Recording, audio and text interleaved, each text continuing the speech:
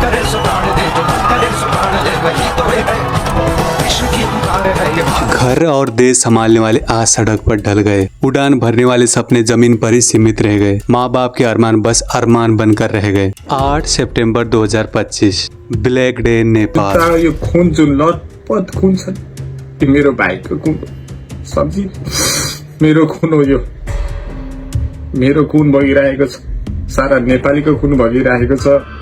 21 मासूमों की हत्या। जी हाँ, हत्या ही कहेंगे इसे, क्योंकि जब अपनी आवाज रखने के लिए बच्चे, नौजवान और आम जनता उन पर गोलियां चलाई जाए, जब सरकार खुद कर्फ्यू लगाकर फायरिंग का आदेश दे, तो ये किसी भी हालत में नियंत्रण नहीं बल्कि खुलेआम हत्या है और एक गुंडागर्दी है। नेपाल की सड़कों में जेंजी कोई दंगा नहीं कर रहे थे, वो अपने हक लड़ाई लड़ रहे थे, आजादी की, न्याय की, अपने सपनों की और इस देश से भ्रष्ट हटाने की। उनकी आवाज में नफरत नहीं, इंसाफ की पुकार थी। लेकिन सत्ता ने क्या किया? भ्रष्ट नेताओं ने अपनी कुर्सी बचाने के लिए गोलियों का सहारा लिया। सरकार ने जनता को दबाने की कोशिश की और नतीजा 21 घर उजड़ गए और सैकड़ों लोग घायल हैं।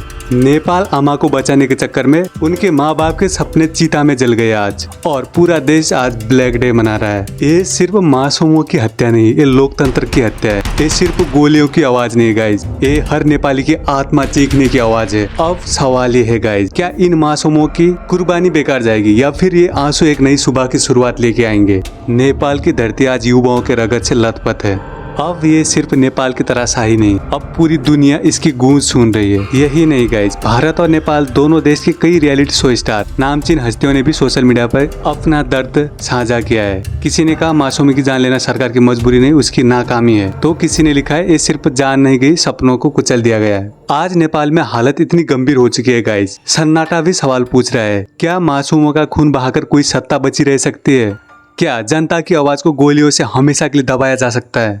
ये आंसू, ये मातम सिर्फ नेपाल का नहीं, पूरी इंसानियत का है। और अब पूरी दुनिया को खड़ा होना होगा इसमें, क्योंकि चुप्पी का मतलब है अपराध का साथ देना। नेपाल की जनता अब थक चुकी है। भ्रष्ट नेताओं की मनमानी, गोलियों की गूंज और मासूमों की कुर्बानी ने पूरे देश को हिला के रख दिया है। सड़कों पर एक ही आवाज गूंज रही है, सत्ता से हटाओ इन भ्रष्ट नेताओं को। और इसी अंधकार के बीच एक नया नाम, एक नई उम्मीद और एक नया चेहरा सामने आ रहा है। काठमांडू के मेयर बालेन शाह। जनता अब उन्हें सिर्फ मेयर नहीं बल्कि नेता, मार्गदर्शक और भविष्य का प्रतीक मानने लगी है। हर नारों में, हर पोस्ट में, हर दिल की धड़कन में आज एक ही सवाल है, क्या बालेन शाह बनेंगे नया चेहरा जो नेपाल को एक नई दिशा की तरफ लेके जाएंगे? और बालेन शाह को सत्ता में आने की पूरी नेपाल की जनता मांग कर रही है। सत्ता के इस घनघोर तानाशाही और अत्याचार के बाद काठमांडू के मेयर बालेन शाह ने सीधा वार किया है। फेसबुक पोस्ट के जरिए उन्होंने नेपाल के प्रधानमंत्री केपी ओली को आतंकवादी करार कर दिया है। बालेन शाह अपने फेसबुक पोस्ट पे लिखते हैं, तेरे भरौटों का ही बाप है तू। अगर सच में कभी बाप बनने का सुख पाया होता तो